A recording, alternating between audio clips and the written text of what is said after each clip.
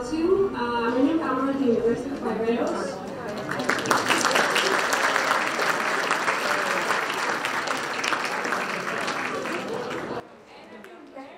Thank you very much for this invitation. So I'm very happy for many reasons tonight.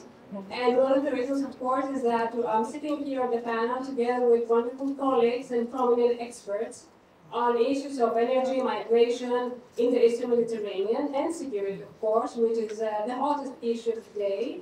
And the main title is integration and disintegration, so we give the tone with that super title. And this event has been organized by the Department of International and European Studies, the MSc in American Studies, and the Council for International Relations, in honor of our special guest and keynote speaker, clinical professor Caroline Kissane from New York University.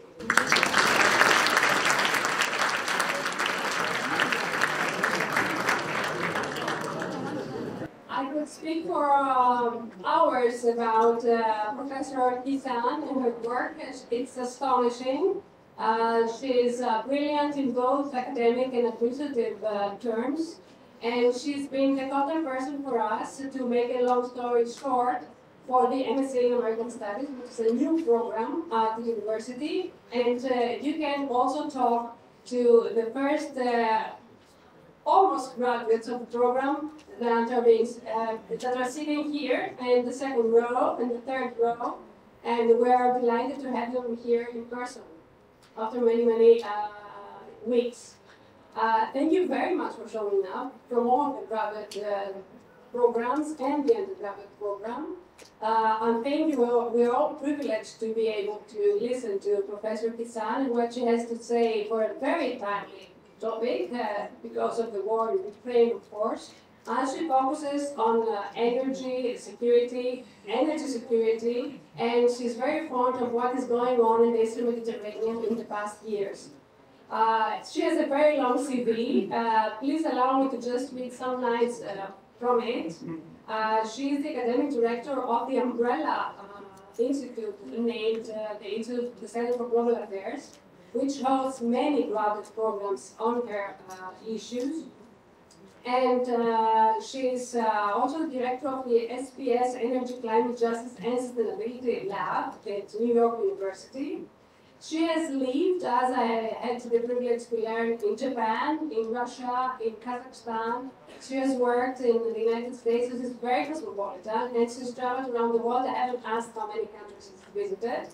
So she has a very global view of events, and she's at the right place because here we also cultivate this global view of international relations as well.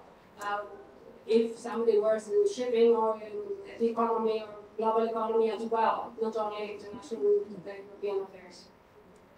She was named Breaking Energy's Top 10 New York Women in Energy and Top 10 Energy Communicator, among other things. And she's graduate from Columbia University and other universities, which I would name many, a lot of time to tell you about. So we are delighted to have you here. Thank you very much for coming, for accepting our invitation, and we are looking forward to listening to your presentation with Professor Kissane.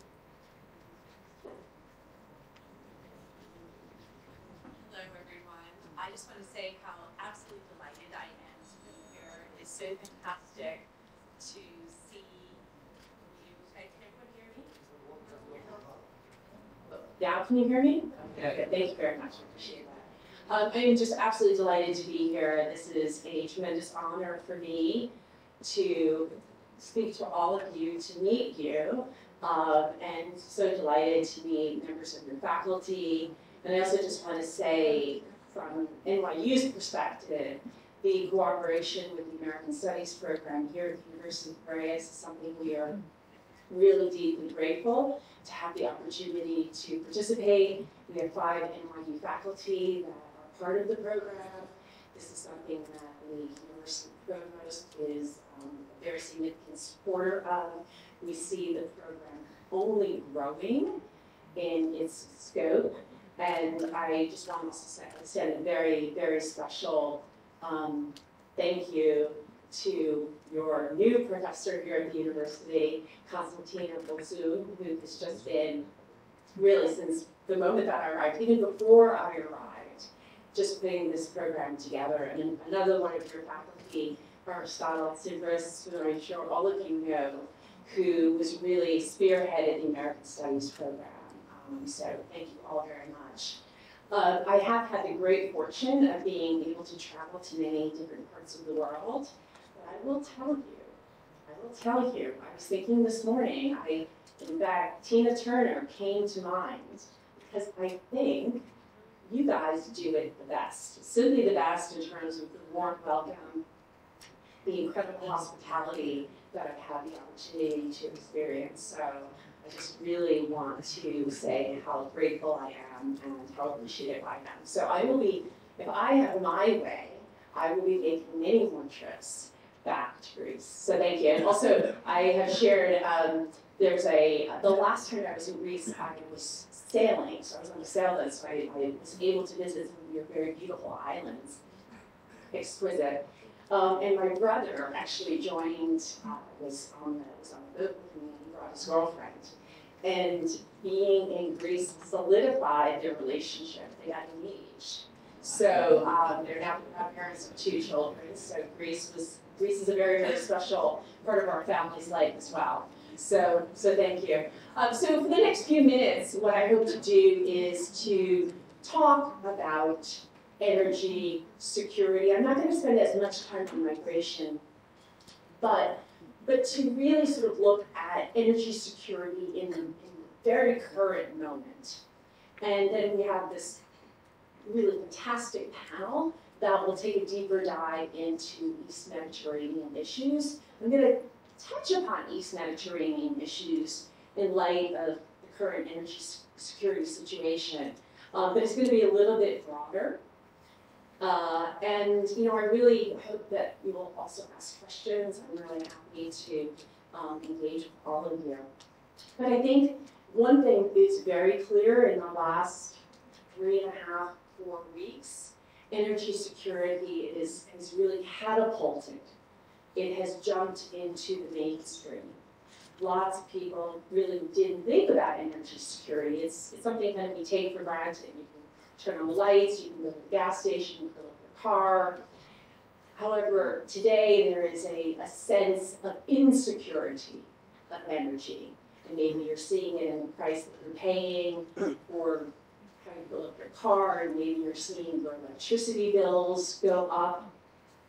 So energy, in fact, The Economist just this week said energy security is back with a vengeance. So it's very much back in the minds, not just of all of us, but also in the minds of politicians and leaders who are thinking about how they secure energy for populations, for development, economic growth. So this slide, to start with Ukraine's war, Europe's geopolitical map is moving again. And so when you think about the geopolitics of energy, one thing that's very important is we consume a lot of energy in the world. So every day, about 100 million barrels of oil is consumed. And we also consume a lot of natural gas. Russia is a very big producer. It's in the top 3 for both oil and natural gas. So every day, Russia is producing over 10 million barrels a day. So when Russia invaded Ukraine, immediately the threat of energy insecurity became front and center for many people.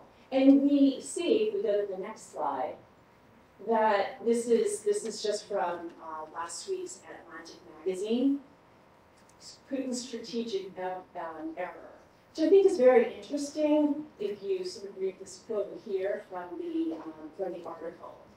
Putin's invasion of Ukraine has primarily succeeded in materializing his worst fears: a unified West, a more militarized Europe, and and a stronger, more attractive NATO.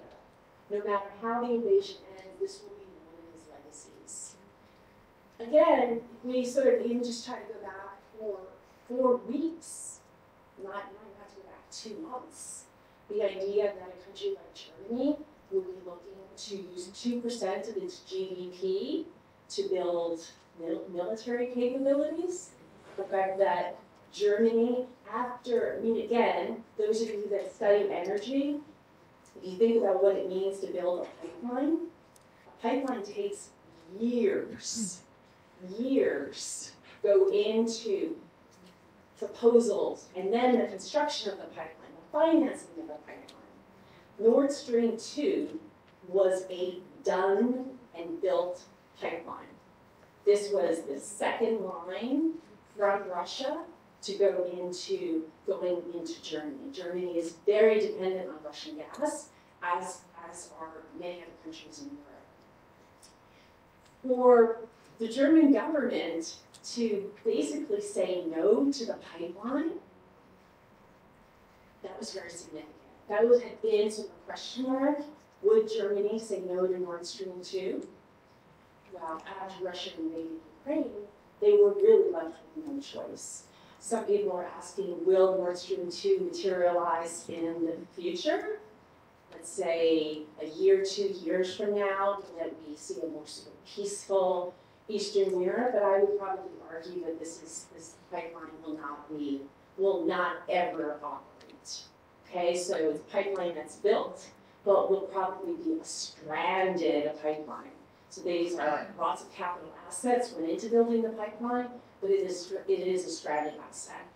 And we're also starting to see much more of a European conversation about energy security. And again, I think, some people saw a retreat, that the United States was retreating from Europe. Current events have very much brought the United States back into Europe. I think that for unfortunate reasons, but I think for good reasons for transatlantic relationship between the United States and Europe. So the EW's big energy moves show a new order is quickly emerging. So you see you have the shoe sort of stopping down on the barrel of oil.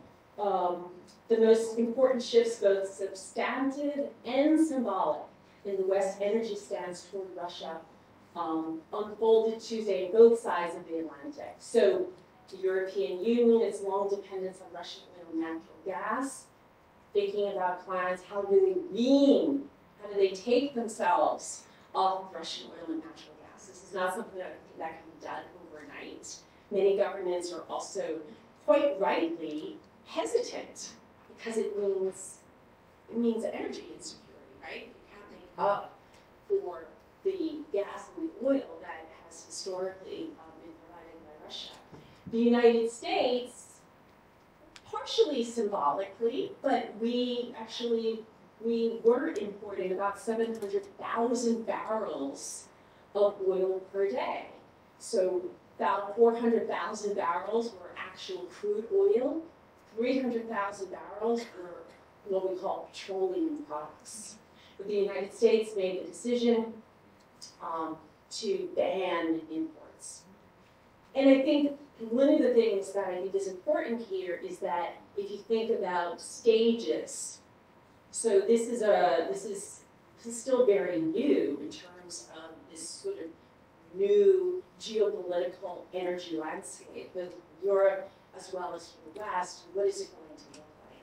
So, for example, the European Union in talks for what does next year, what does next winter look like? What does it look like in 3 years, 10 years, going on to the 2030 and beyond? So this is something that we will be watching very carefully. So, rapid response. Again, this just came out February 28th, 2022, so about 2 weeks ago. Rapid response, the future of European energy security. If there were to be a very, and I would call this, if Russia were to weaponize its oil and gas, meaning that if it were to turn off the transit of its oil and gas, for example, to Europe, what would that mean? What would that mean for many of the countries that are very dependent on, especially gas? So Europe gets about 40% of its gas from Russia. Much of it comes via pipeline. Some of it comes via natural gas, comes in tankers. We're going to come back to tankers, so keep that in mind. But a rapid response is very, very difficult. Right? You can't replace 40% of your gas overnight. So what we're seeing is a lot of policy proposals that are coming out of Europe about how to adjust for a future that may involve much less gas and oil from Russia. And so this is the next 3 years. So the next 3 years, Europe should seek alternate sources of natural gas. So you have here different, but the one that I think is very important to focus on is East Mediterranean. Okay, so East Mediterranean gas, and I should add that in today's paper, new impetus for gas in the East Med. And it was written by Nikos Tsakos. And Nikos Tsakos is a very senior energy thought leader at the Center for Security and International Studies in Washington, D.C.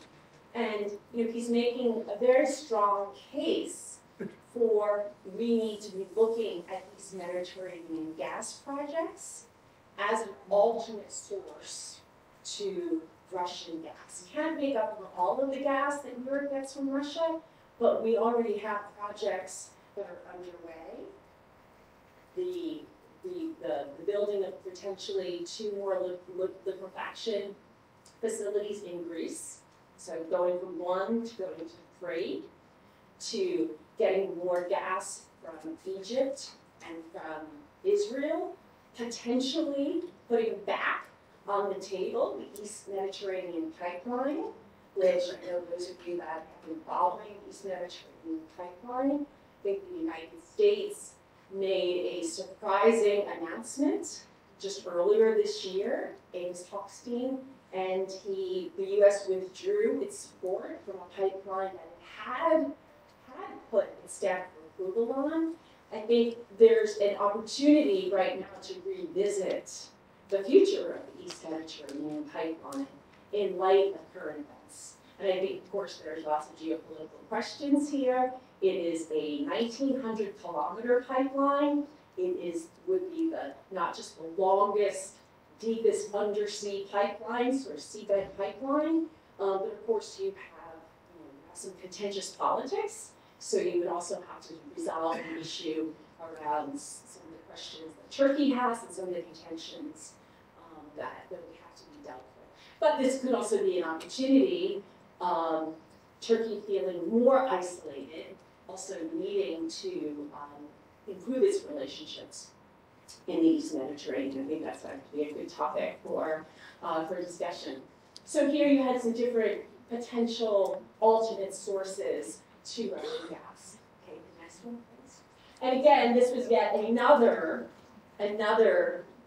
policy piece that came out of the European Union, Joint European Action for Affordable, Secure, and Sustainable Energy. So again, the European Commission has today proposed an outline of a plan to make Europe independent from Russian fossil fuels well before 2030, starting with gas in light of Russia's invasion of Ukraine. That idea of independence is one that we use quite often in the United States. We're much better off using the term interdependence, right? It's a more accurate term. However, again, as I said at the beginning, how do you respond to rising energy prices in Europe and replenish gas stocks for next winter? So it's not so much about the next 3 months, it's about the next 12 months. and then beyond. And these are two, I don't expect you to read all of this, but these were two quotes from the report. And this is Ursula von der Leyen, who is the EU Commission President. We must become independent from Russian oil, coal, and gas. We simply cannot rely on a supplier who explicitly threatens us. Again, going into this weaponization of oil and gas. And I should also add, you know, in addition to the 40% of gas that comes from Russia that goes into Europe in terms of its own, also coal. So coal, Russia is a big supplier of coal, it's a big supplier of gas, it's a big supplier of oil. It is time to tackle our vulnerabilities and rapidly become more independent in our energy choices. This is the Executive Vice President of the European Green Deal. So what you hear here in these two quotes is this policy move to reduce Europe more broadly, its reliance on Russian gas and coal. Not an easy thing to do. So EastMed implications. So this is also, I think, really important.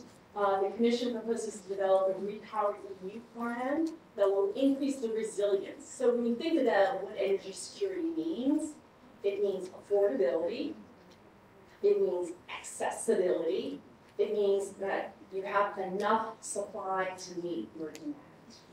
Okay? So resilience is about making sure that over time you can always sustain the demand that you have, that there's enough supply coming in, but also that the price does not become exorbitantly expensive that it causes energy inflation. We're already seeing that in many parts of the world. So diversifying gas supplies via higher liquefied natural gas and pipeline imports from non-Russian suppliers. But I think this is where the EastMed is a very interesting region that I think will be getting even more attention in the coming years as European energy policy seeks out more diversified supply of energy. You have some analysts who say, you know, how did Europe become so dependent on Russian gas? And that I think is here for a much longer conversation, but that I think is important in terms of how over time did the reliance on a single supplier, sort of not having a more diversified set of supply come into play. Again, this idea of diversified gas supplies, and going to kind of get to the United States here as well. So liquefied natural gas is considered to be a good alternative to what is called piped gas. So gas that comes via pipelines, gas that is in fact liquefied and then moves through tankers. Interestingly enough, Greek shipping, 22% of all liquefied natural gas shipping carriers are Greek ships, Greek tankers. So if you're reading this, you should also be saying, well, this is an opportunity for Greek maritime shipping industry, because there's going to be, we're already seeing increasing demand for liquefied natural gas. These are extraordinarily complex vessels to build, and so you can't be a new player in this space.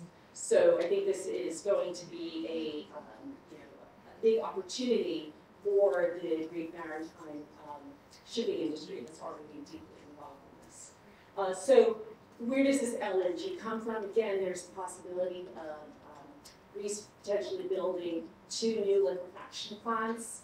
They would potentially take gas from Egypt or from Israel. And again, there's also the possibility of putting back on the table the EastMed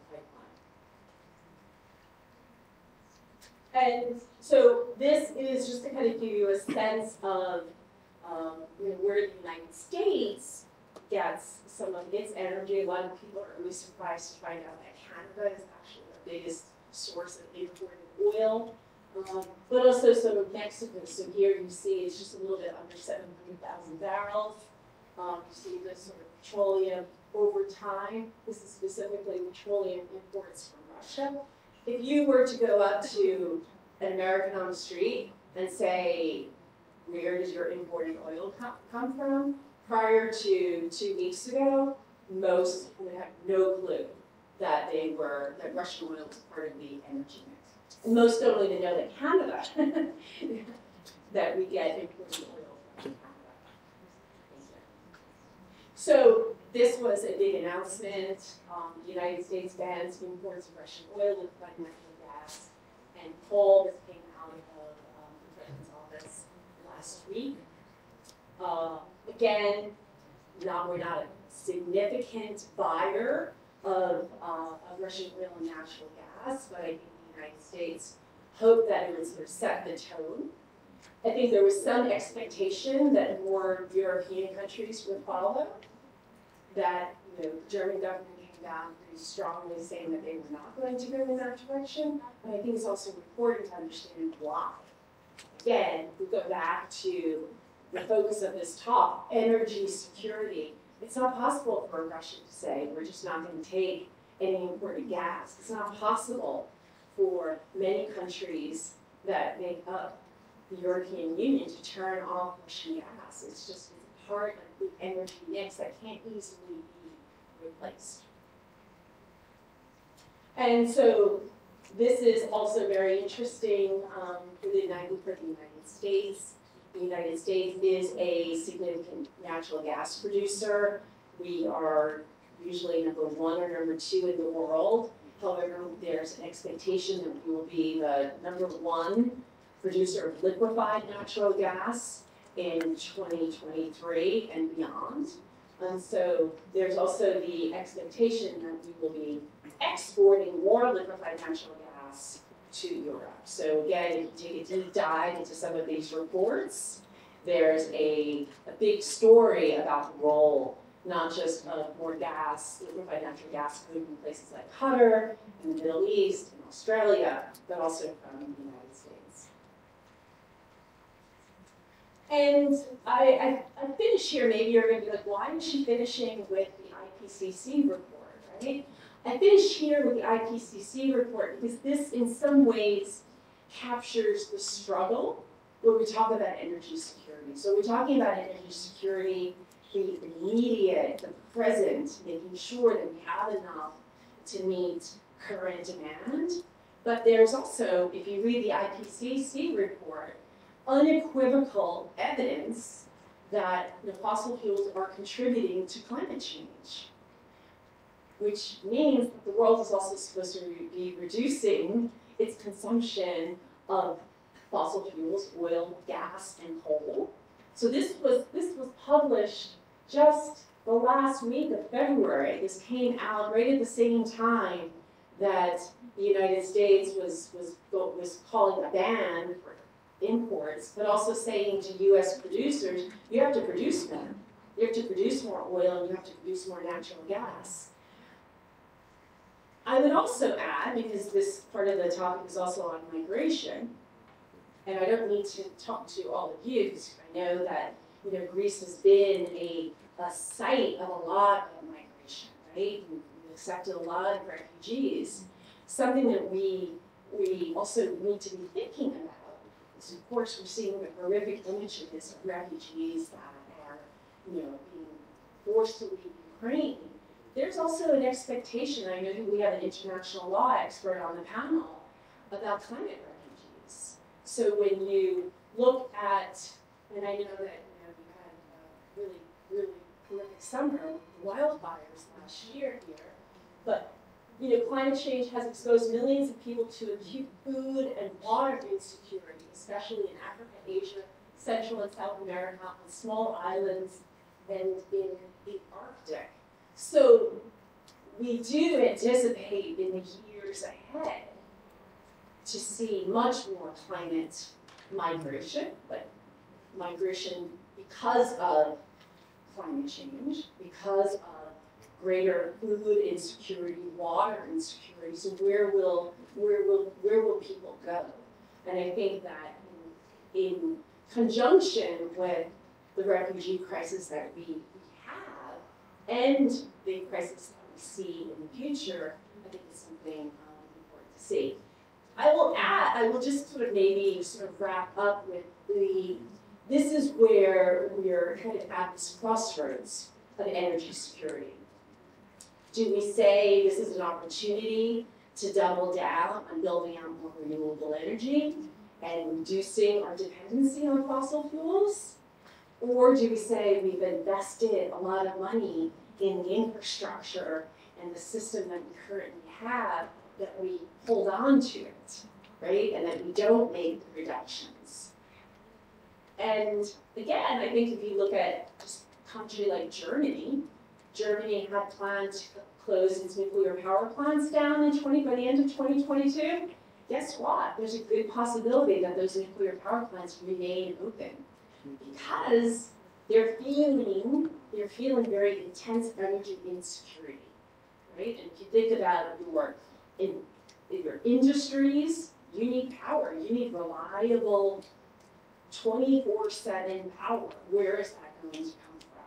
So I think from a European policy perspective, energy has really been catapulted to the forefront of how countries are thinking about their domestic energy security, but also regional energy security. Right? It's no longer we're going to do this here, but thinking more in a more coordinated way about what energy security means, the implications of it, and how do we build resilience while also sort of thinking about the future and thinking about climate change that we know is already here, and to really put forward smart energy policy again, but also marrying smart energy policy with smart energy security. So thank you all so much for your attention. I really appreciate it.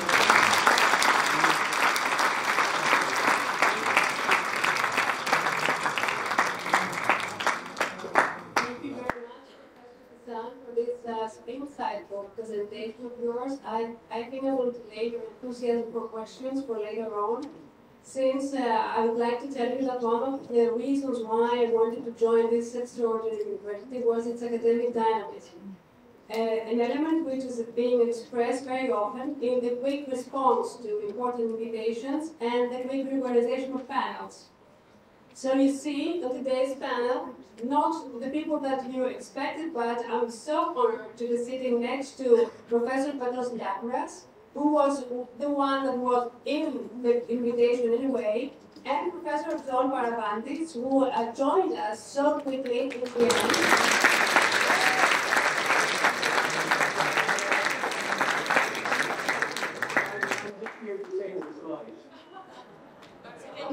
I'm very grateful to both of those Professor Tianis, Professor Paravantis, and Professor Mandibou, for different reasons, not being with us today, but they attended the meetings, and we're very happy for this occasion.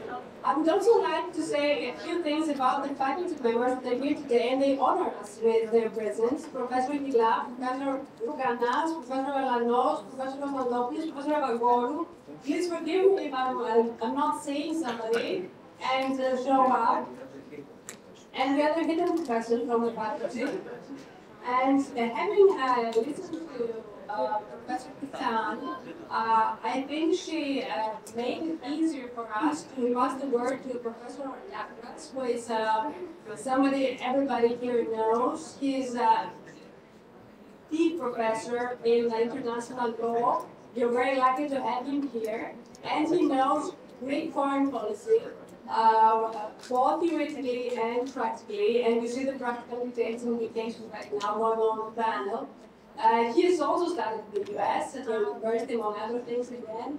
And I would like also to add a personal note to that, but Rose, if you allow me. He was one of the first persons that I met when I came back to Greece, and I was very happy to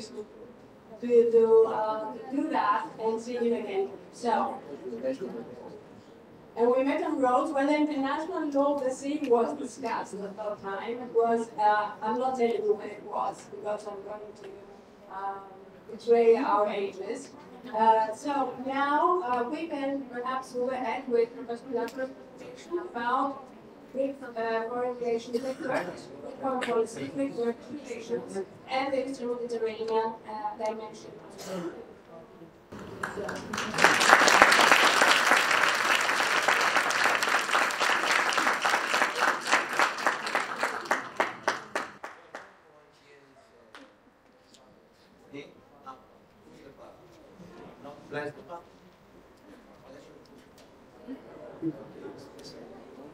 Thank you so much.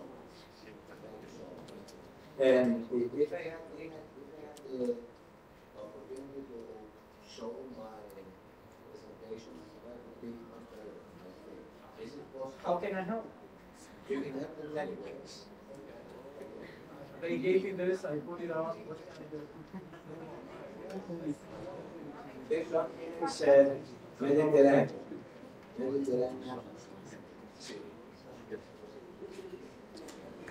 Guys, I'm not even being paid for this. Actually, Mr. Tarabantes is a very talented person. That's why I'm asking him so complicated things to go. Okay, so what is the landscape? Because all the time we speak about the Eastern Mediterranean and connected, correlated the Eastern Mediterranean region with energy. And when we speak about energy, we speak about hydrocarbons. Hydrocarbons means that are located in the so well-known continental shelf. And another notion, concept that you know is exclusive economic zone. Both are the same thing, but are different in their regime and their function. First of all, continental shelf is the area, the region where the hydrocarbons are located in the subsoil, and exclusive economic zone is the broader maritime zone, besides the extraction of the hydrocarbons, but hydrocarbons are included as well. It's something complicated, but we're going to speak about this when time will come. So, except for Nile Delta, and you can see that the rest of Eastern Mediterranean was not perceived as a prosperous area. The story changed when huge natural gas fields were discovered offshore Israel and Cyprus, recovering trillions of cubic meters of natural gas. Quite recently,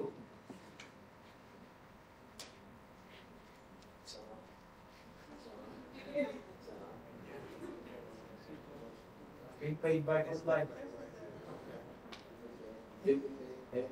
every slide Should I that go on? you get paid in euro.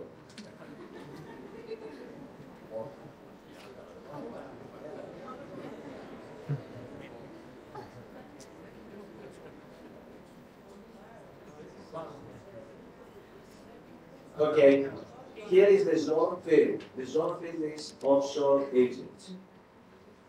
And it has been discovered recently, offshore Egypt, by the Italian company Eni, ENI, a company that announced approximately 180 miles offshore Egypt, an estimated recovery approximate to 30 trillion cubic feet actually of natural gas to be discovered.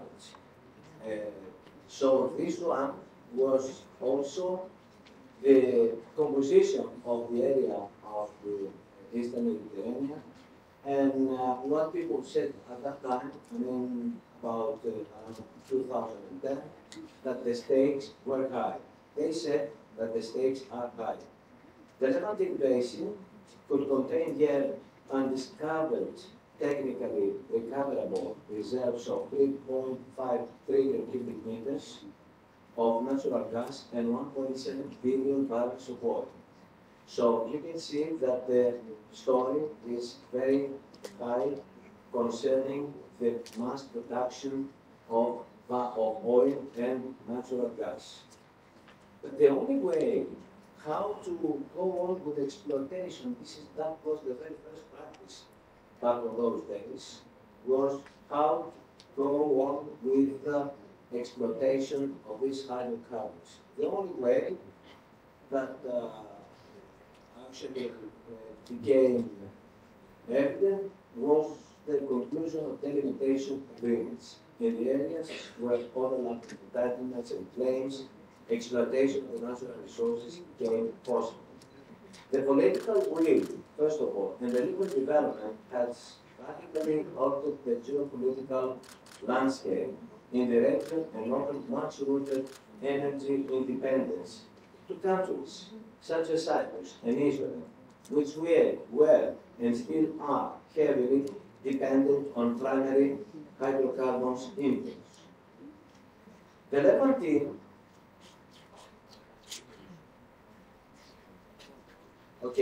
Levantine and Herodotus is underneath Turkey, but it's not that easy to solve everything.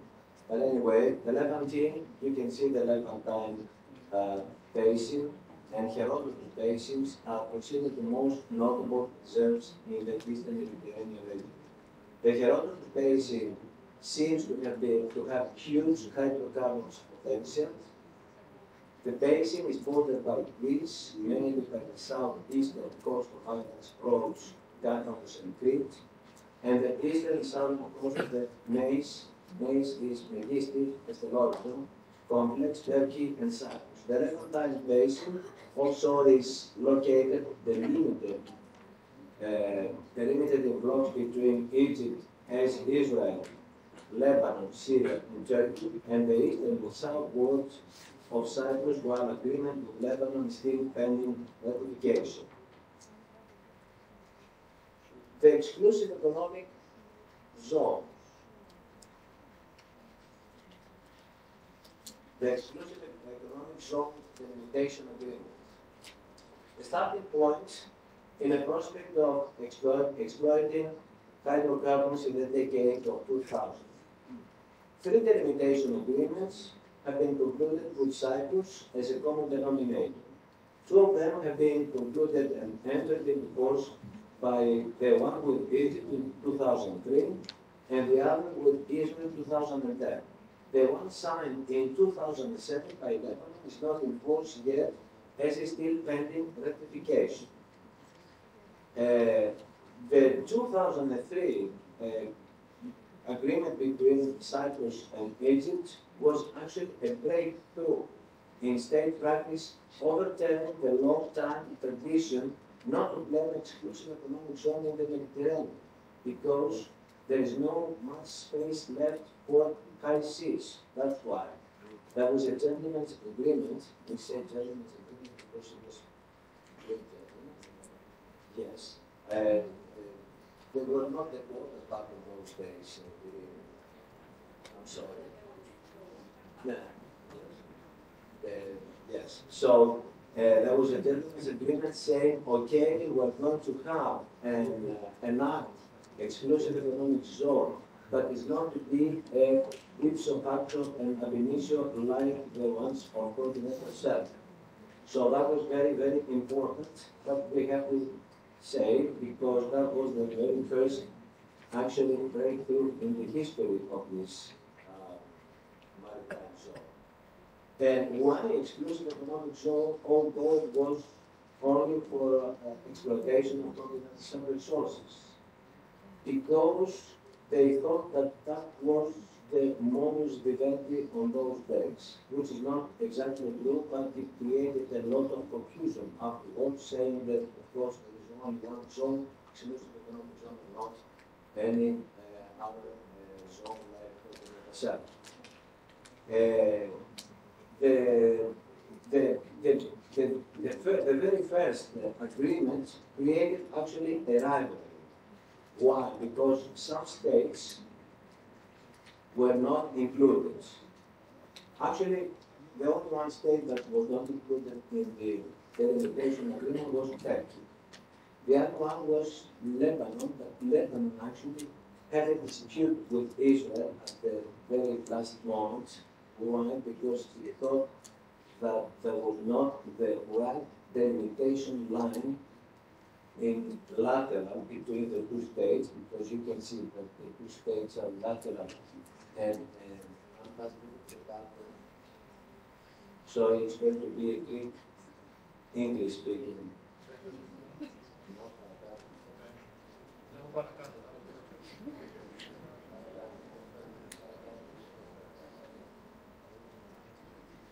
Here. So you can see here that there is an area disputed by Lebanon, although the area has been delimited upon the same points. In that case, Lebanon, after 2010, after the Israeli government concluded the agreement with Cyprus, then this government thought that the delimitation line is wrong. Why is that so? Because that was an area which is full of hydrocarbons, and Lebanon likes to have this under the control of the country. So that is the very first actually dispute in the area. Even today, Lebanon has not ratified the agreement, and of course, Lebanon is out of the game concerning energy, power, and everything. But the other one, as we said, is Turkey. Turkey actually is not a party to any of these delimitation agreements. And Turkey, whose role in the energy game has turned out to be rather marginal, contests mainly the delimitation agreements by Cyprus. How? First of all, disputed the delimitation agreement, saying many things, because it was a broader actually strategy in this concerning the energy power game. Turkey has so far focused on its objection as to the Cyprus offshore exploration and exploitation activities. Second, as to the unlimited continental shelf areas of the Eastern Mediterranean. Third, as to the unlimited continental shelf zone in the adjacent areas of Mediterranean, where Greece also has entitlements, because Greece is also a coastal state, and of course the projections of the coast and the creator entitlement of Greece in the Eastern Mediterranean. It's not only Castellorizo, but also the other islands, Rhodes, Knossos, and Crete, that are part of the Eastern Mediterranean, not only Aegean, but also Eastern Mediterranean area. And of course, the point of Turkey was to annul all these Cyprus exclusive economic zone disputing these areas. But how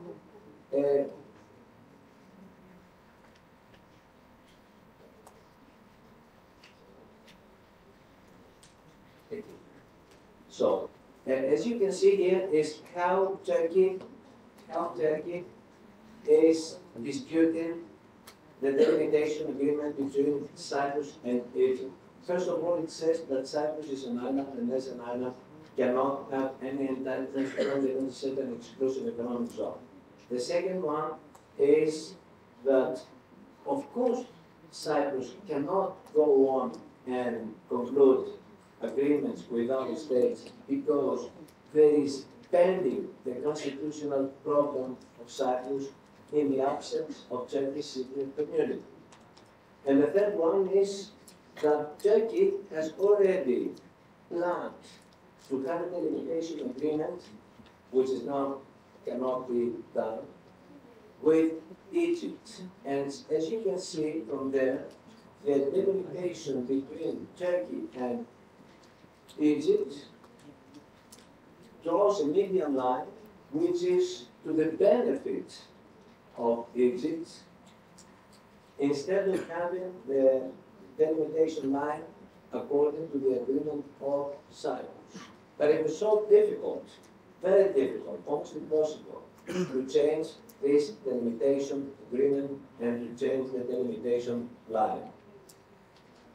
That was the very first. The second was that Turkey started after that to conclude the treaty, for example, which is invalid, of course, with the so-called Turkey's Republic of Northern Cyprus, which is the occupied area of the northern part of Cyprus.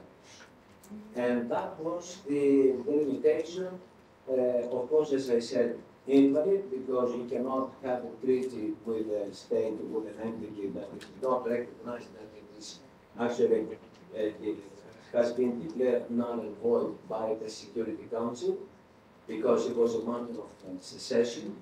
Not to see that secession in the area of Ukraine today was different, because who was behind the so-called secession coming from the Donetsk and Luhansk? It was Russia. And why? Because Russia has opposed the veto power, and a veto power means that if anyone lied to declare this secession invalid, of course Russia could have blocked this decision, so it was very well known. That's why Russia went ahead and declared these areas as independent, although it was a part of secession, an invalid secession, because secession has to be under the rules of the so-called, the Mediterranean secession. So that does not exist right here in this area. Going back to Eastern Mediterranean. So that was the second one. The third one was that Turkey started claiming areas of delimitation of Cyprus, saying that this is something coming from the agreement with the TRC, the Turkish Republic of North Cyprus, and of course saying that I'm acting on behalf of this entity.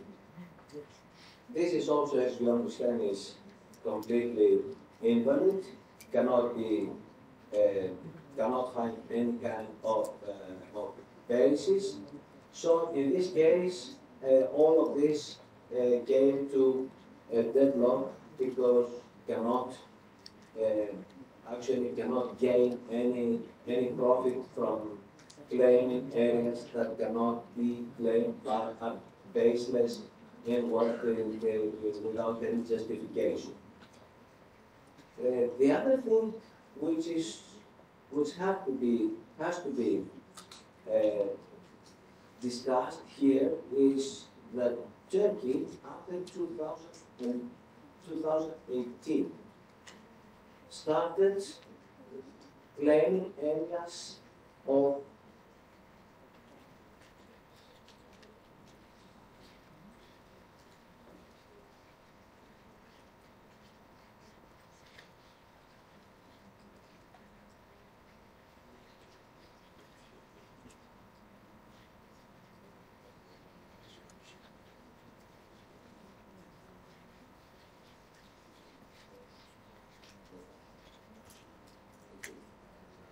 This is a sketch. Actually, this is something that has been drawn by Hulusi Akar. Hulusi Akar is the Minister of Defense of Turkey.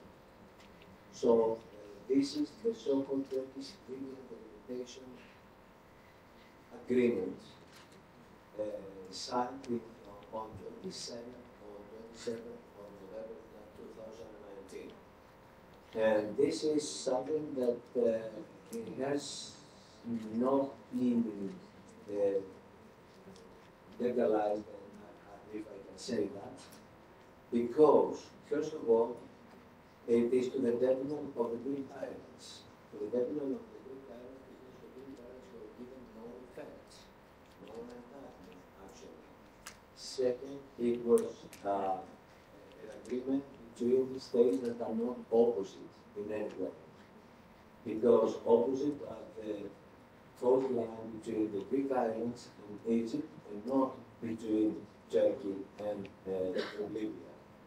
And of course, between these two coastlines of Turkey, and on the one hand, and Libya on the other hand, there is a projection of the coast of the Greek Islands, and of course of the Egyptian coastline. So in that case, this delimitation agreement cannot stand at all. However, the Turkish government, the only thing that did back of those days was to conclude the treaty with a government which is actually not acting in full powers. However, that goes to the detriment of the Greek state and of course of the Egyptian state. But on the other hand, it was something that is not actually binding on Greece at all, not even upon Egypt. So in that case, Greece decided after that to conclude an agreement with Egypt, which happened actually in 2020. Now we have a problem. We have a dispute there because we have two agreements, two delimitation agreements in the same area. So there are legal disputes. How can this legal dispute be settled? Mainly by having recourse to the International Court of Justice. With whom? With Libya. Mainly. Between, on the one hand, Egypt and Greece, and on the other hand, against Libya. Is it possible for Libya to participate? Yes, because Libyan foreign minister in the early of 2020 submitted a letter to the United Nations Secretary General saying that if any of these coastal states consider themselves that have been included because of this delimitation, of course they can have a positive vote and we can participate. So this is a good element, this is a positive step because it keeps the door wide open for the countries to have recourse to the International Court of Justice and of course solve the problem. But in the meantime, on August 6, 2020, Greece and Egypt concluded the agreement between them, which is totally legal, totally in accordance with the international law. And of course, here today we have two agreements on the same area. This is a legal dispute, and this dispute has to be resolved in any case. The positive thing about this energy, and I conclude, the positive about this energy, as we say, energy is connecting the coastal states. First of all, we have the tripartite summits since November 2014 between Israel, Cyprus, and Greece, between the other one, between Egypt, Cyprus, and Greece. Nowadays, it has been complemented, actually, was included also the US, as I understand. So we have 4 or 5 or even more states to participate in this. What they do there, because the delimitation agreements on hydrocarbons brought the states parties to closer relationship. Upon the initiation of Israel, that was the first initiation of Israel. A series of tripartite summits have been inaugurated, covering a wider spectrum of strengthening efforts to promote cooperation in addition to energy fields to enhance peace and security and stability in the region, as well as common steps towards combating terrorism and migration and other political issues that gather all these things of this state.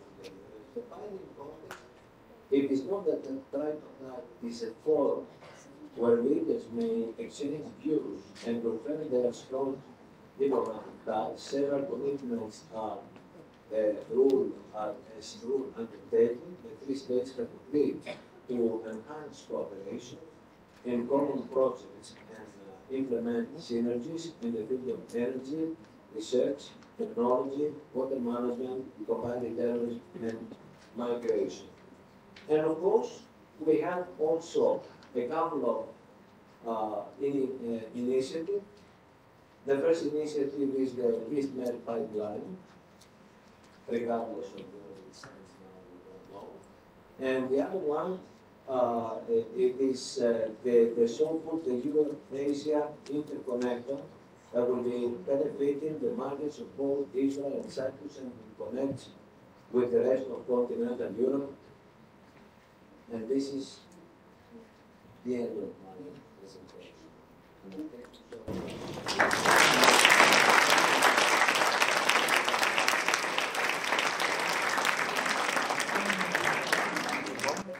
Thank you very much, Professor Davros. And you see now from the general perspective, we're going to the Eastern Mediterranean perspective, which is so complicated because so many nations are here and Greek nations are very rocky from time to time. And you see that whatever you learn here with regard to geopolitics has to do with modern sectors of it, like energy. So energy is not only connected to economics or to environment, as we used to know, but also to these geopolitical shifts that we are experiencing today. And war has to do also with energy and the geopolitics of energy and war that happens around us. We used to believe that oil would be perhaps in the Middle East the source of crisis, but now we see that also natural gas and the geopolitics around the energy routes can also lead to the same effects. So now allow me to go from law, international law, to engineering and IR.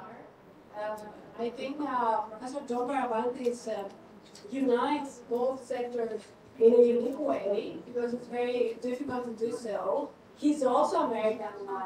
He studied America. He studied in Northwestern University. He started from the technical school, Technical University of Athens, I think, and then he turned to engineering and environment. And he's also the heart and soul of the MSc in Energy Strategy and Economics. And I think it's going to give us more insight about this program, which is one of the first pioneer English-speaking programs of the Department of University.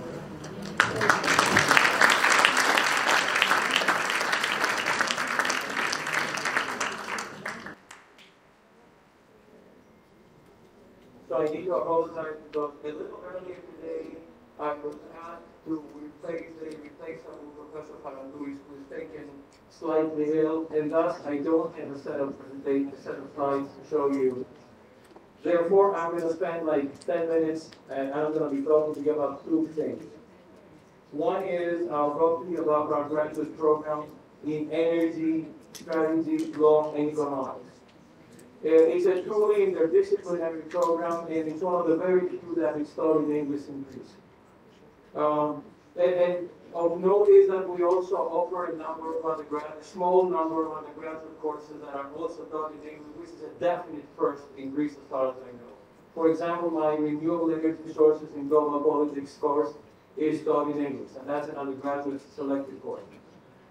The program, as we said a few years ago when it was starting, and I think this is really true, this is the DNA of the program, it provides a global dimension to traditional energy content. Instructors include department faculty, invited faculty from abroad, diplomats, military leaders, and professionals. And to give you an idea about the range of education that the people who teach in the program have, I'm just going to quickly read through in no particular order some of the universities that I have graduated from. University of Oxford, Imperial College, Yale University, London School of Economics, University College London, Cornell University, that's Professor Pascal, Northwestern University, and University of Tübingen. Okay, now occasionally we have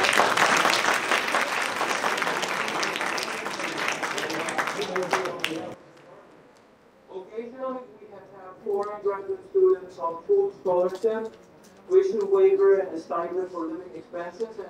And these have been sponsored by big private and public corporations, including Hellenic Petroleum.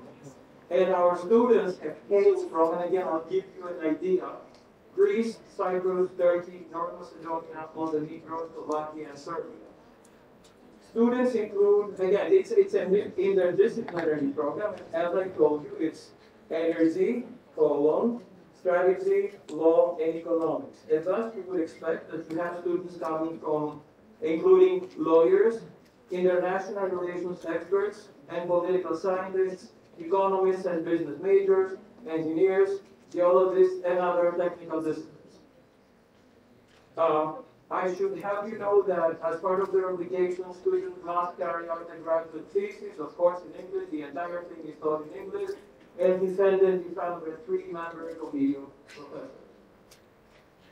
One of the highlights of our program is combining, social activities and interesting, mind-expanding activities and linking to various professional fields.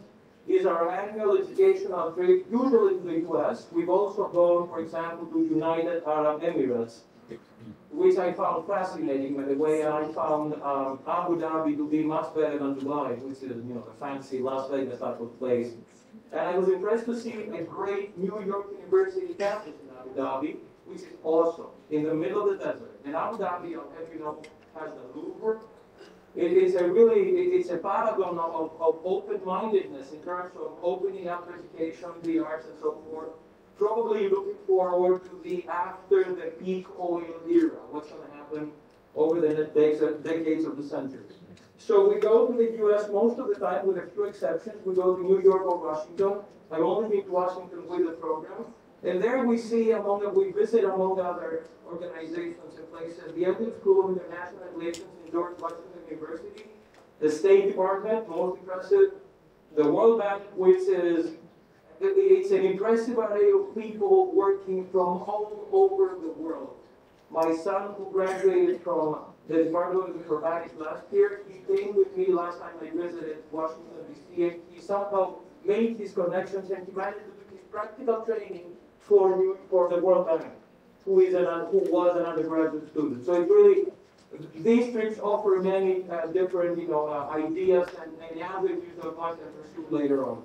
The International Monetary Fund, the American Jewish Committee, and various energy experts, legal experts, and so forth. For students, this is really mind-expanding. That's what everybody has been saying. Some of them have been planning to apply for further studies in the U.S., and I tell them that, guys, the U.S. is very expensive because it's really top education, but if you strategize wisely, you can apply to 10 different schools. Probably 3 of them will accept you, and maybe 1 of them will fully fund you. So it is possible to study in the U.S. for free. It's more difficult in theoretical disciplines such as international relations, but it can be done, and it requires careful planning and strategizing. I did that. I went to a university, and I basically, because I was not hoping I'd be accepted at Northwestern, I went to Northwestern without any funding, so I had to pay 1/4, and after that they funded me. So it's really, of course, that was back in the 80s and 90s. That was a time when money was more available for graduate research, but that gives you an idea about different practices in that wonderful country from an educational point of view. Okay, now I'm coming to the second part of the presentation. Luis also asked me, tell them a little bit about yourself. Okay, so I'm going to tell you a bit about myself. All right. So I'm a civil engineer from the National Technical University of Athens, and I hold an MSc and a PhD from Northwestern, which really, I'm a living example, I'm an embodiment of the interdisciplinarity of our department. I'm happy. And I practically converted myself, as I usually say to Matthias, and we laugh about that, to an international relations engineer. My subject matter relates to energy, environment, and technology, global politics, which I find fascinating. All of these are important dimensions of politics and geopolitics, now more than ever. I teach courses on quantitative methods, decision methods, game theory, environmental assessment. And we're trying to finish a book with an asset podcast entitled Strategic Games in Global Politics. And to add to the topic of this event today, I'll quickly give you my take on energy and energy issues. I'm not a big picture guy, I'm not a grand strategy guy, I'm an engineer, so I'm a nitty-gritty guy. I deal with specific research issues on energy, and I think it's important to do that if you really want to gain an appreciation of all the dimensions of the energy problem we're facing. This is really a generational time. Things are changing so fast. As Professor Kisan talks about the big disruption with energy, things are changing in ways we haven't really, fathomed before, but this is very interesting and very fascinating. So what I'm doing is doing a lot of research on measuring energy security with quantitative indices. And to give you an idea, the most basic definition of energy security includes 4 A's. availability, affordability, accessibility, and acceptability. And there are many more. There are about 90 definitions of energy security. I also examined the role of environmental pollution in geopolitics, exploring fields such as ecological security, which is a part of national security, especially when the environment is threatened, and hydropolitics, which is a very sexy field. It's a very new thing, by the way. I look at the carbon footprint of technological systems of transportation and megacities, and this is surprisingly linked to global change. And I finally, and this is probably my little contribution to today's discussion, with energy transition and fossil fuels going out the back door of history, possibly not as soon as we think, there are some renewable energy sources that are sort of out of sight, out of mind, and these are the ones that I researched. These are geothermal energy and biofuels. Geothermal energy is the sleeping giant. It has the potential, because see, all wind and solar, they're intermittent, and they're very dilute. They cannot do the job. They need assistance from other sources. So one such source which is not intermittent, it definitely can be geothermal energy. The European countries and other, Turkey, for example, is the 5th producing country in the world in terms of geothermal energy. So Turkey is a geothermal giant, and it's the country next door. There is the so-called Circle of Fire, which basically places many countries along the Pacific and the Atlantic in the new Middle East of geothermal energy. And what I do is I participate in a 4 million European project, which we're trying to go deeper, faster. Because the whole game of geothermal is, can you reach down 5-6 kilometers depth really fast and really economically? That's the name of the game. If you can do that, then you can redraw the map of geothermal energy, because many more expanses will be reaching geothermal energy. So that's what we're trying to do, using techniques such as life cycle assessment, ecological footprint analysis, and what have you. And finally, what I also find fascinating is that there's very little, almost zero, written on the geopolitics of geothermal. And finally, the second thing I researched, and I'm sort of closing down now on my short presentation, biofuels is the only renewable energy source that comes in liquid form. There is no other. So if you're looking for some for transportation fuel for energy transition, that's the one. You don't have any other options. Biodiesel, biogas, and so forth. First and second generations are basically, they come from food crops, edible and inedible parts of food crops. So these threaten food security. So that's a problem. But the third and fourth generation, they are the future. They come from microorganisms or genetically modified microorganisms. The problem is they will need land. But so does wind. If you guys want to replace all our electricity demand with wind farms, guess what? The entire Greece is going to have to be full of windmills. And we're not ready to do that. We cannot destroy the environment to save it. So we have to supply other forms of energy that can assist the traditional winners, wind and solar, on our way to a green future. Thank you.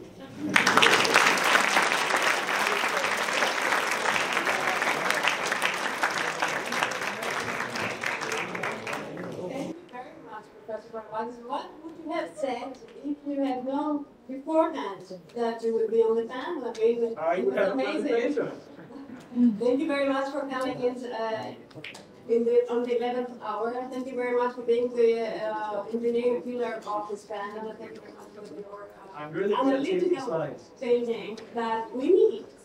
Now, we can open the floor to discussion. The flow that we're going to follow is to give you the microphone and you can pass it one to the other. We're going to follow the system first come, first serve. So we're going to collect about 3 to 4 questions. Please state your name and to whom you would like to pose a question. And then we can move to the next group of questions. We have about 30 minutes, and then I will call the MSc in American Studies students because they have a little surprise for their professor, and then they can also socialize it very quickly.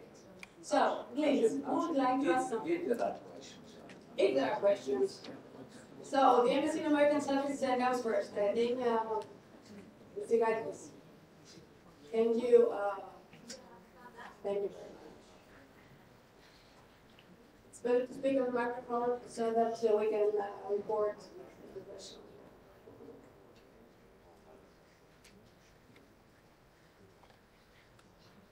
Hi everyone, my name is Christina Zigakis. I am one of the best students in the Master of Science in the American Studies.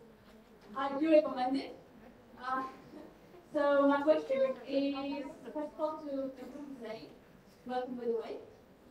And it is inspired by your slide that depicts the Atlantic Council, which says fast response. So, if I may, I would like you to put into the perspective of the Ukrainian conflict, because also you are a security professor. So I would like to know if you think that such strong and emotional language actually has helped to clear up the situation in Ukraine. From our part as well, not just Russia. Like sort of had like did it sort of invigorate or instigate Russia? Is that what you're saying, or kind of more from the military perspective? Yeah, because you said that there's no fast response in that, right? And indeed, it seems to me that it's quite strong title to put on something like that, especially realistically, there can't be a fast response. You're absolutely correct. Absolutely correct. So, it seems to me sometimes that we have helped with such emotional and strong language to, for the conflict to escalate, for things to escalate. What do you think about that? Yeah, no, it's such a complex conflict, and there's a lot of history, of course. There's a lot of it. I think you have faculty who study narratives and the historical narratives, and I think there's a whole story behind sort of Putin's, how he sees Ukraine, how he sees it as an extension of Russia. Could Western powers have done things differently? I think, is that kind of part of your question? Yeah, let's start with basically. With language, the language. Yeah, because if we also see podcasts and news, the language is quite strong, both from everybody in the West, not only from the United States, but also from NATO, from the EU, from each leader separately from the West. Yeah, no, I think it's a great question. I think there's probably it's hard. I think I think maybe let me speak from the United States perspective. I think there was a bit of a surprise that the U.S. administration, their strategy before Russia's invasion of Ukraine was to be hyper transparent. They were not only outlining what sanctions would be and how extensive sanctions would be, but they were also in the U.S. press. They were, they were saying that they believe, intelligence showed that Russia was going to invade before there was in fact an invasion. So there was like every day there was like new intelligence news that was being shared with the public in a way that I definitely did not see, for example, in 2014. So I think that when you look at what was that a good strategy to be so transparent, or was it a provocative strategy that provoked Russia? I don't have the answer, but I do think the rhetoric has been extraordinarily strong.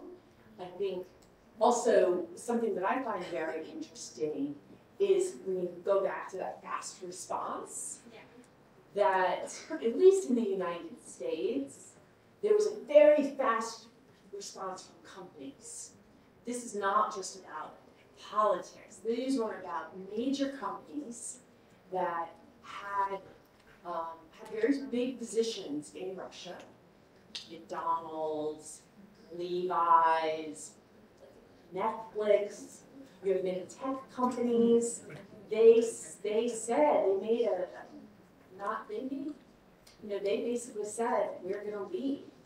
It started with energy companies, actually. It started with companies like ExxonMobil, Ecuador, Chevron. They basically said, we're gonna potentially strand our assets that they had committed to, that they had invested in. Some people argue that maybe some of those fast responses were too fast, that it could, in fact, embolden Putin and to sort of turn the Russian people against the West, rather than sort of staying in Russia and not generalizing that this is now all of Russia, but that this is more. I mean, there's a question like, is this war Putin's war? Again, I'm speaking from a U.S. perspective. What's the narrative in the U.S. press? That this is Putin's war. And even The Economist had, again, debatable, but has actually taken a from a journalistic perspective.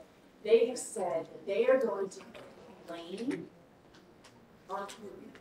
And they had a cover, Putin's face, and when you read the article, it was blood is on Putin's hands. That's a pretty strong, that this is his war. This was his decision. But I think that going back to the fast response, I think it's really tough. Definitely from the United States, it's the U.S. has taken a very, very specific response. They have wanted to, I think, exhibit and illustrate strength and the degree of control of the situation that they are taking very explicit action. That helps. One more question for Professor Laffer. I don't know if any professors would like to answer this question. Yes. Move ahead so that we can take more questions from others, perhaps. Things are now getting warmer and if that was talking out. She has a question. Okay. Would you like to wait It's about basically it's something I want some clarification on, and what's the agreement? And what happens after the Somali reception, which is so blatantly illegal? What do you mean? The agreement? Which agreement? The agreement that we signed and he signed. Between The living there. Yeah. This is an agreement that is binding upon them. Yeah. Our agreement is binding upon us. Yeah. So we have two agreements at the same area, overlapping. So we have to sort it out. Otherwise, every country goes to its own agreements. Because the next day, I read on the news that the agreement went to the United Nations. But they what? This is Then not correct. what's the This is strength? not correct. If the agreement went to be registered before the UN, this is a very difficult thing. Does not mean anything. Actually, it is a disclaimer in the UN saying that registering the agreement does not mean approval on the part of the UN. Okay, that's what Yeah. Yes. Mr. Conrad, as a question, and then other hands. There, Ms. Polezzi, Mr. Loftis, I don't know your name. Okay, then we'll pass the microphone, take all the questions, and then you say, you would like to ask a question, and we can take the answer from the back.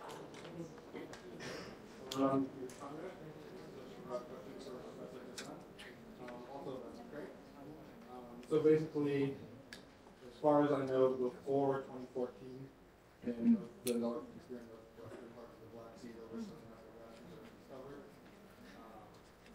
And my question is, how much of a role did energy play in the initial invasion of Ukraine by Russia, the annexation of Crimea, and the current invasion?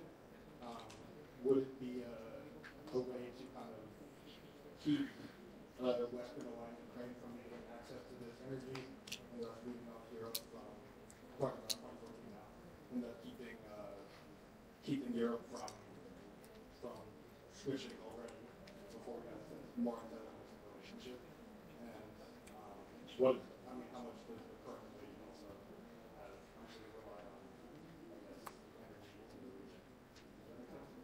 Yeah, I knew it. Sure.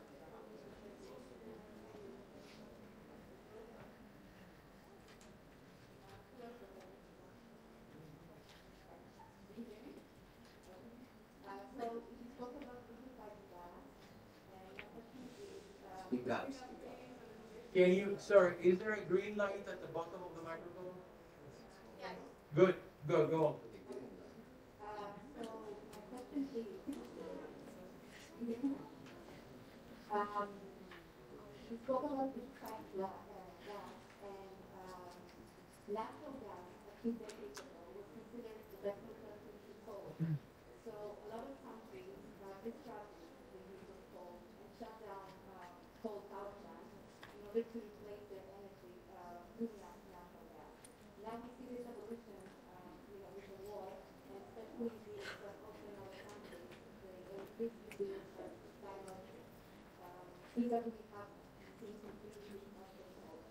So I'm wondering, because we talk about this right now, if there is any prediction about what's going to happen, we can rely solely on that energy resource and how it replace everything else.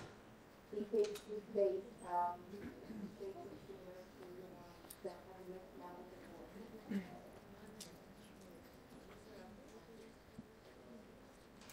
The question is from Dr. Hassan. The other day I read an interview gave at the weekly newspaper, Tanea. Among other things, you stated that the Russian invasion in Ukraine practically creates a new division between Western type liberal democracies and authoritarian regimes. But we do still have close relations as the West, if that's the US or the EU. With authoritarian regimes such as the Saudi Arabia. Do you find that maybe it's more important that Russia invasion in Ukraine tried to change the international status quo and international order rather than the fact that it's an authoritarian regime?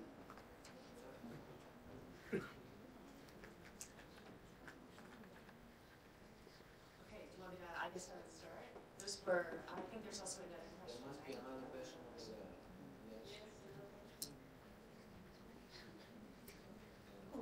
Hello, my name is Angelina, and I want to make a question for the student. You said that whether we should be united with your union should create your own energy production in the Mediterranean East, or not take advantage of the investment that were made with Russian pipes, and turn down the Russian options for the energy comes towards the European Union.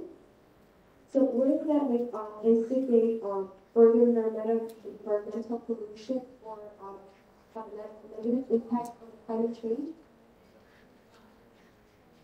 Take this group of questions, and we'll start with Professor Hassan, and then we move on to Ravaldis, who would like to jump in. Yeah, everyone jump in, because I think there's amongst all of us, I think there's a lot of expertise. So, I think energy is part of the Ukraine. Energy is part of the Ukraine situation and the calculus. I think you had even the Nord Stream 1 and Nord Stream 2 were going to not go through Ukraine. So there was an issue of also, when a country is a source of transit, they also receive transit fees. So I think there was also a deliberate effort on the part of Russia to bypass Ukraine. I think Professor Bozu has a good explanation also of Russia's calculus along in the Black Sea, kind of like taking more of the coastline. And that would be very important, clearly, not just militarily, but also from an energy perspective.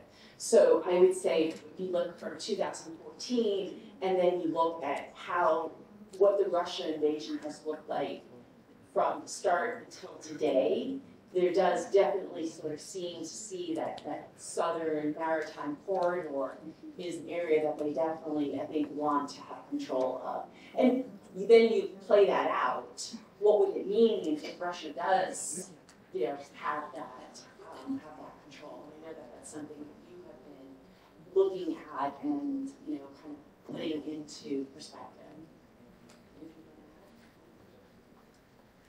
So it is true to me. That's the only thing I'd like to add. I think that the entire discussion about neutrality or non-neutrality of Ukraine, since they had the backstory of the northern coast of the Black Sea, has been a thorn for Russia, because as they saw Ukraine moving away, they didn't want to abandon that part that is crucial for them, because otherwise they had to go to the open sea, which is icy, and it's not only trade, it's also war. Warships are very important for them, so they would like to have their hands on the eastern part of the Crimea, and perhaps also the Western Sea, whether another kind of Ukrainian state could be perhaps created, or have different Ukraines in the future. One Ukraine coming nearer closer to the EU, and other parts of Ukraine becoming an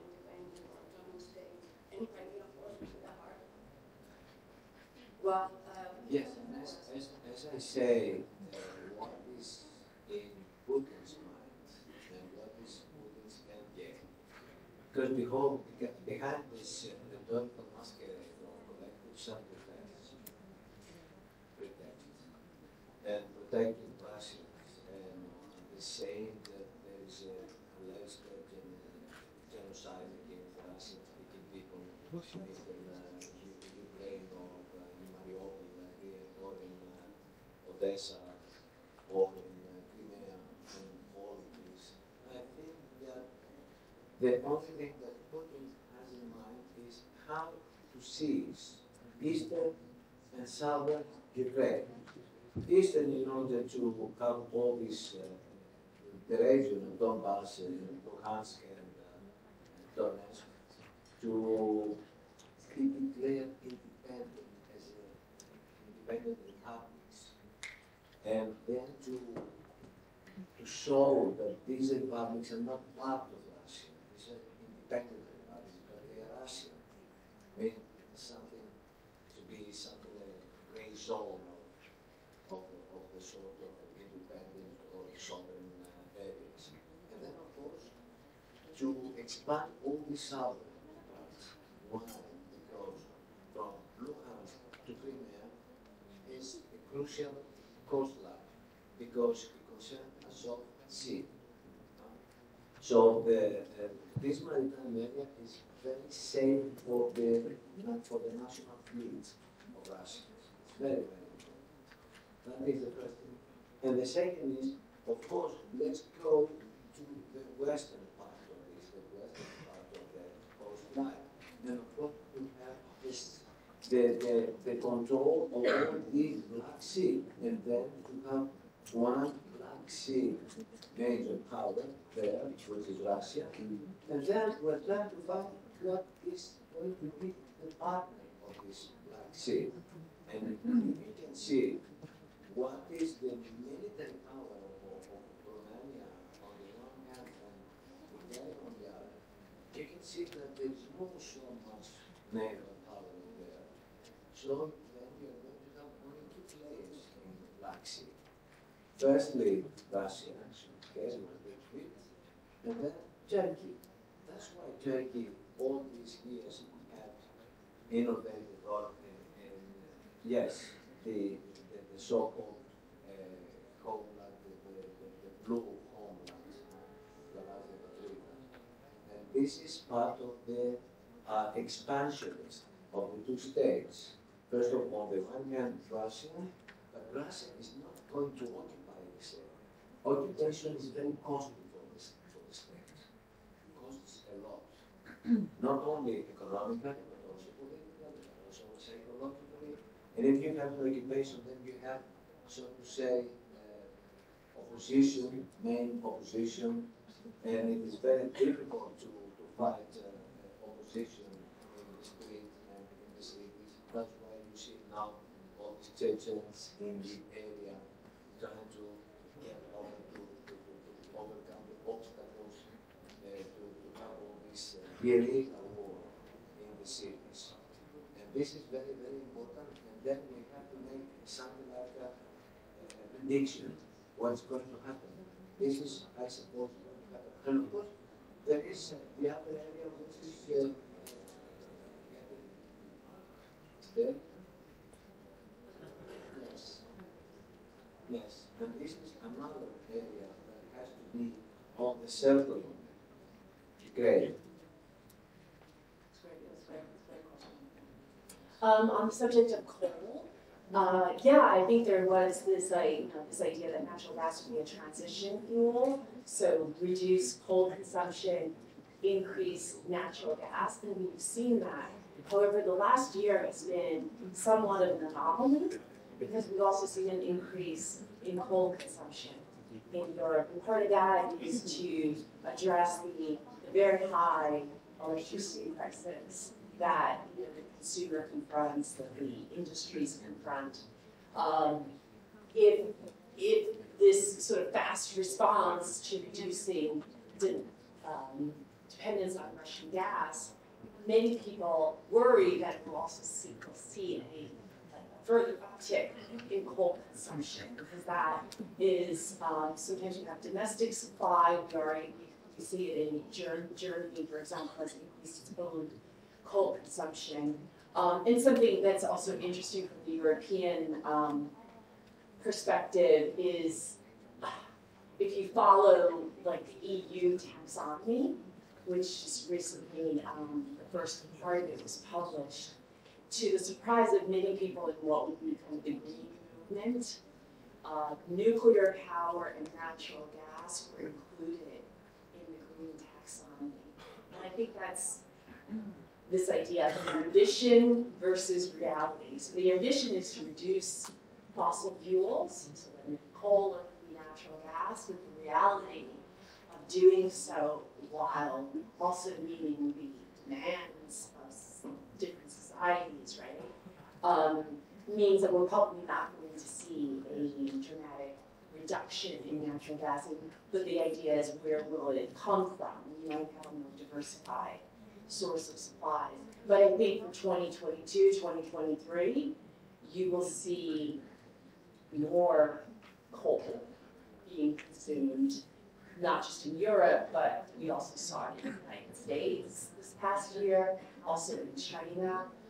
So coal has not gone away yet. And on the question, that's a great question. I mean, about liberalism versus illiberalism. The United States, I'm just going to put this out here, we have very contradictory policies. So just for example, when the United States announced that it was banning Russian oil and gas, during that same week, the United States is on the phone with Venezuela, a country that was heavily sanctioned, to say, can you, maybe we can reduce some of those sanctions and you can increase oil production. And at the same time, was deep into resuscitating the JCPOA, which is the Iran deal. Much to the consternation of many people in the United States, say, wait a second, you're banning Russian oil and gas, and yet you're on the phone, you're potentially looking for Venezuelan oil, you're looking for Iranian oil, what about the United States? So, and we also, we depend on Saudi Arabia, we also call on OPEC to increase production. So I agree, it's not as simple as liberalism versus illiberalism, but I do think that, you know, I did say it was like a geopolitical earthquake because we are seeing, I think, a more united Europe, a more, I think, a stronger NATO that is being one of the results. And someone said to me last week, they're like, you know, Russia is not fighting Ukraine, Russia is fighting the West. He is fighting in the West. So it's very interesting to sort of see where it's all going to play out. So I think your question was about climate change and specifically choices around sort of new energy policies. So here's what's really frustrating, and I'm sure you find it, right? So we just had the 26th Conference of Parties that was held in Glasgow, Scotland, right, in November. So we've been talking a long time about climate change, right? We know, scientists said in the most recent IPCC report, right, it's unequivocal. This is a code red for humanity. And yet, year on year, we are seeing increases in carbon emissions. And even in 2021, 2022, we're seeing an increase versus last year in energy-related carbon emissions. So, like, we're not doing a great job actually reducing emissions. But I think it really goes to the challenges that, you know, we have a lot of technologies, some of those are not yet at scale. We also have a lot of political opposition to holding on to kind of the fossil fuels that we have used to develop that have contributed tremendously to economic growth, to how do you move away, like, and how quickly can you do so without economic, without disruption, political disruption. So I think it's a major issue, and I think this is kind of, you know, why I ended with that slide around the IPCC report, is this challenge around what energy policy is today.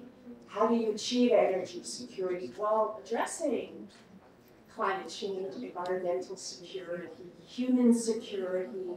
I mean, climate change is also a human security threat.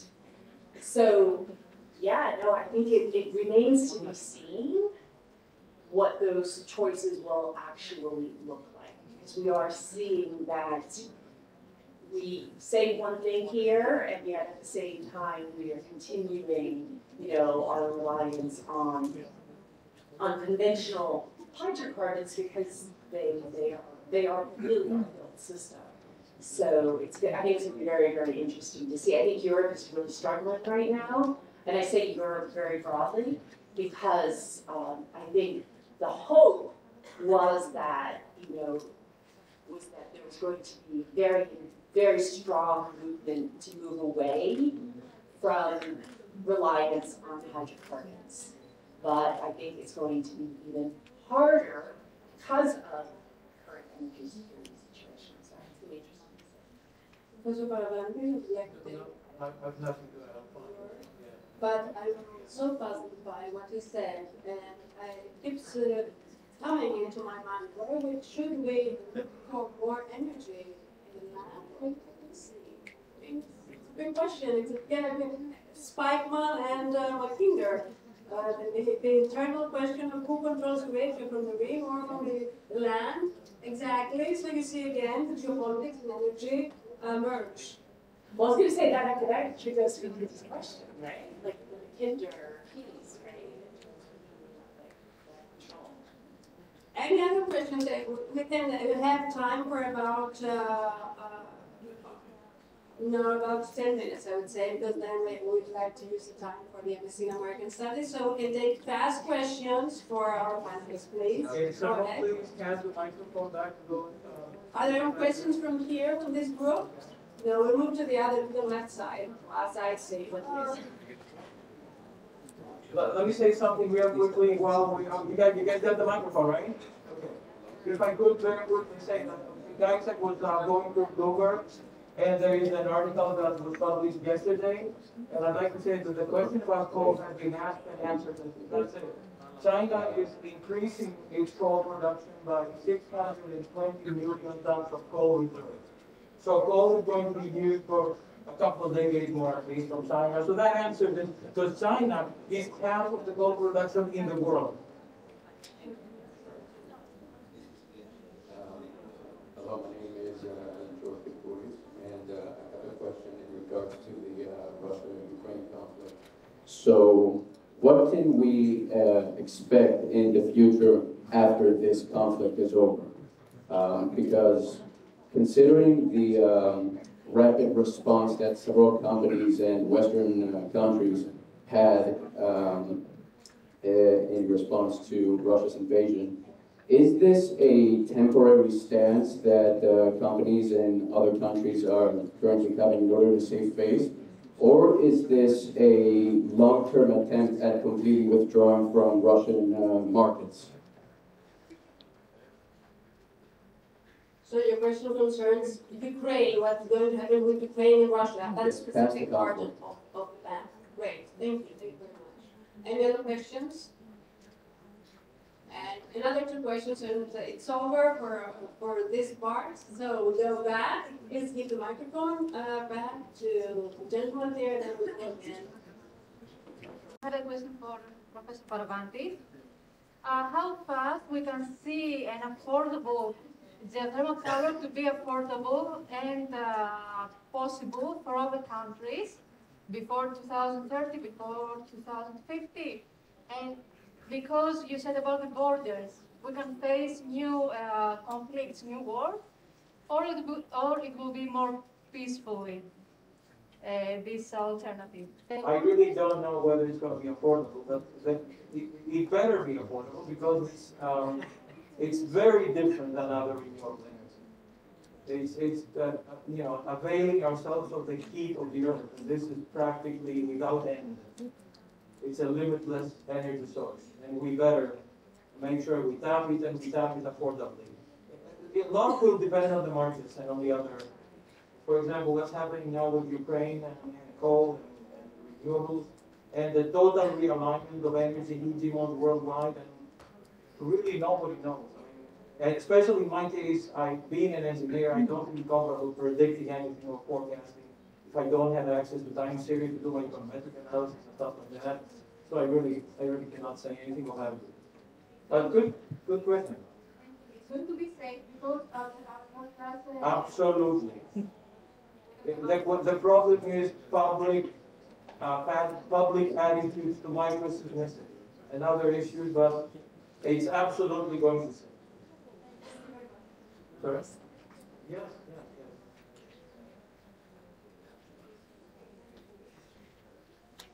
So on the, I don't have a crystal ball in terms of how this is all going to end.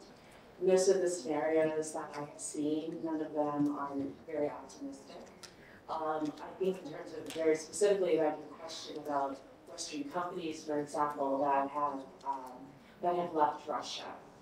If we have a Russia where Putin continues to lead, I doubt those companies are going to get a welcome back. Like, I doubt it's going to be extending, hey, you want to come back? More than likely not. I think there's a very strong possibility that some of the companies that left will be kept out for the indefinite future, right? So it's very hard to see. But that does not mean that other companies from other countries. So something that I wrote in the piece is that, especially around commodities, so especially around things like oil and gas, but even around some more things like McDonald's, you have, I think it's going to be China's game. I absolutely think that China's going to step in. China is an energy giant. China also already produces like 70% of the minerals that are used globally. They have the processing capacity to do so. Russia is a commodities behemoth. It's huge. They do nickel. They do iron. They produce a lot of various commodities. So I can see a picture where you have Chinese companies, state companies come in and on the cheap buy some of those assets that had been held by Western companies. So, and I also think there's a lot of legal issues that are at play. I won't jump into the legal aspects, but again, I think if we have a Russia that's ruled by Putin, then you won't see a very strong Western company presence in the future. I think he has a pretty vivid memory. This is not something he's going to forget.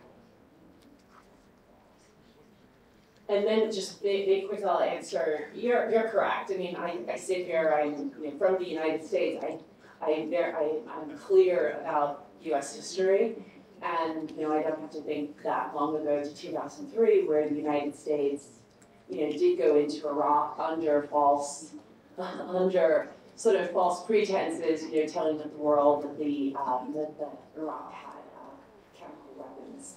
So I think that's something that, so for example, if you're a student in China, that's what you're reading about. You're reading about the fact that, the West, the United States very specifically, has a history of invasion. So why is the West coming down so hard on Russia?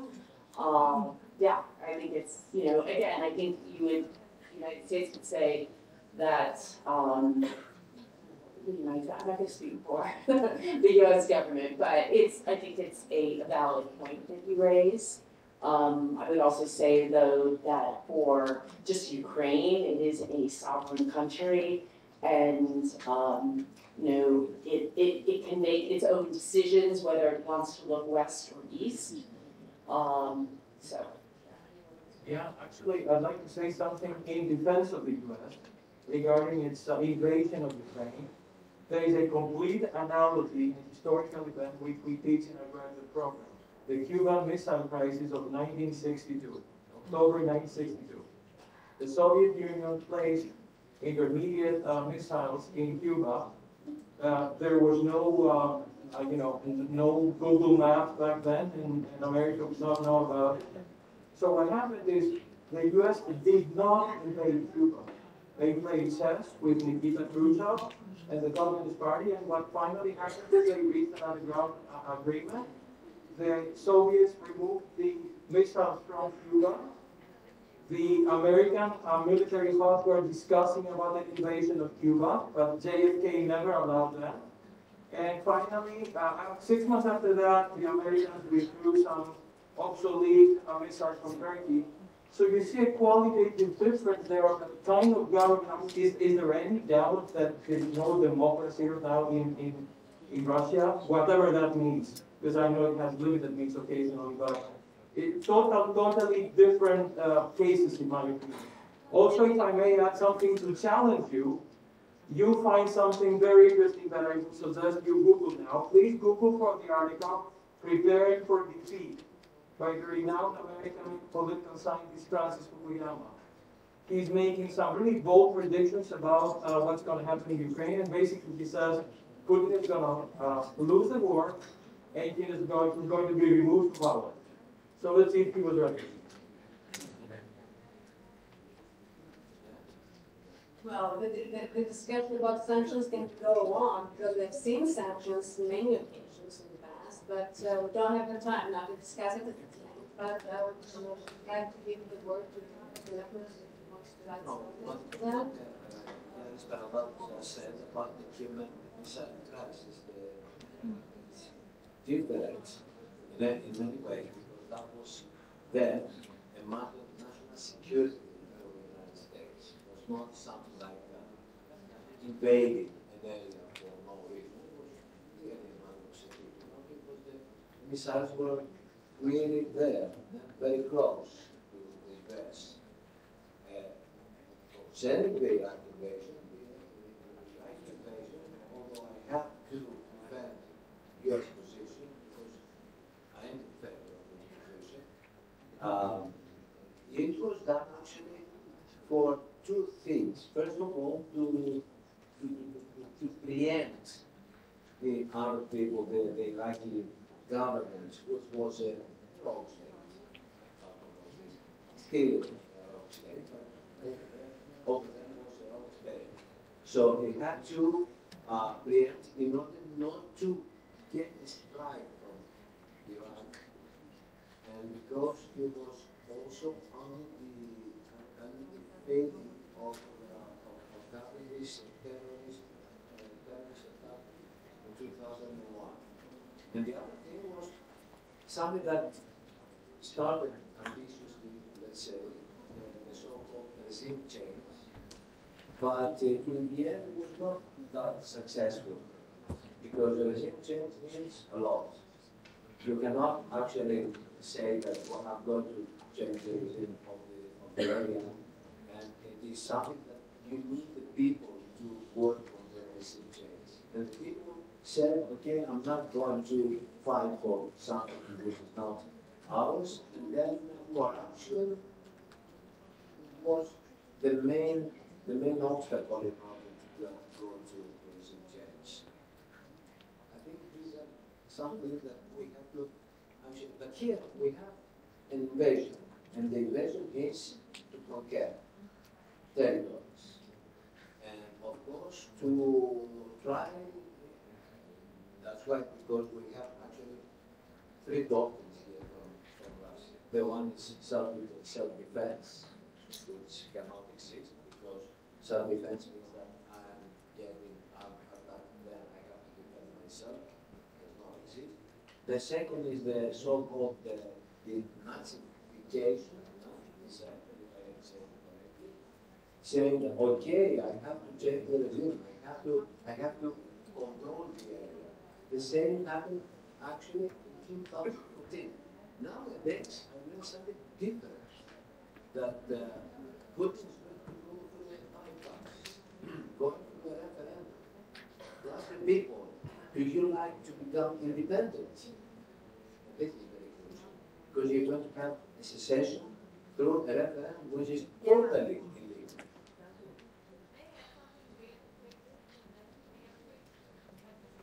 We don't have any more time for questions, but perhaps not to treat you, I may ask you for the next lecture we will have to think about the terms annexation of Crimea and invasion in Ukraine. Think about those terms, they're very, very important in order to understand how politics change and what seems to be accepted in a way as, let's say, an entitlement or a self-evident position, and on the other hand, to show to Russia and all the other players that there are borders to many things, and you cannot step that border to move ahead. So it's very, very useful to follow what kind of words are being used, what kind of terms are being used, actually to describe things that look the same, but are not the same. So I would like to invite the MSc in American Studies students to offer what they have to offer to Professor Pisang. Then we say good night, and perhaps you can also stay with her a little bit to discuss afterwards. I'd like to send somebody and. So because we are not sure. Mr. Magalievich. We have to go. Okay. And if you have the microphone, please give it back to us. Yeah, can you please not steal the microphone? And on behalf of my colleagues, I would like to present to you a small gift which comes from the bottom of our hearts. It's not something special, but it means a lot to us. Actually, it's something that comes from the Art Museum in the region of Thrace, in a small town which is called Chevli. And it's a scarf, a silk scarf that represents, show you. Okay, let's see how beautiful this scarf is. If you open it.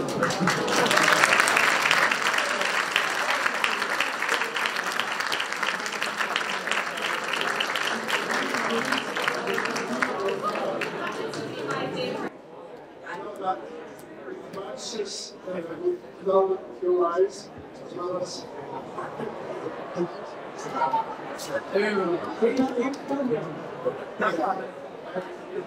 what represents the statue of the winged victory of Samothrace. Samothrace is all out of the region of Greece, the northern part of Greece. It's a statue of 2nd century BC and was found later on 1864, if I remember well, from a French explorer. But what does this statue connect with the New York College, the New York University? Actually, it was back in 1936 when the American explorers from the New York University arrived in the island of Samothrace, together with the Dean of Excavators, and found the right palm fingers of this statue that now is located in the Louvre Museum in Paris. Thank you so much.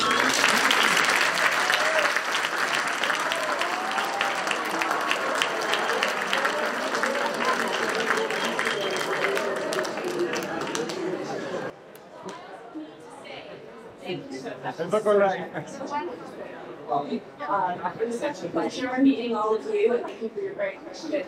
And I also have to extend a very big hello because Professor Anderson, Professor Nair, Professor Oppenheimer, Professor Gorgos, they all are so thrilled to be participating in the program. So they are, they think the world well of their students, so on behalf of all of them.